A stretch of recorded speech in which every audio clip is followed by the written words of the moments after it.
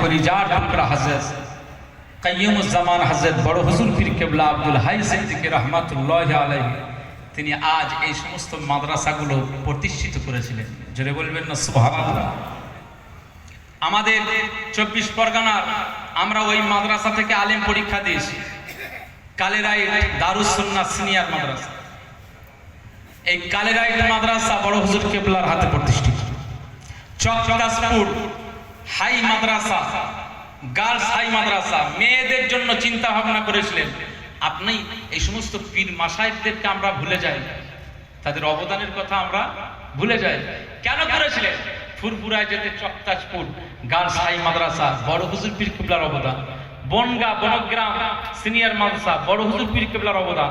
নদিয়া জেলার উলাসি সিনিয়র মাদ্রাসা, বড় হুজুর পীর কেবলার অবদান। আজকে সেই মাদ্রাসা প্রাঙ্গণের ইসালে সব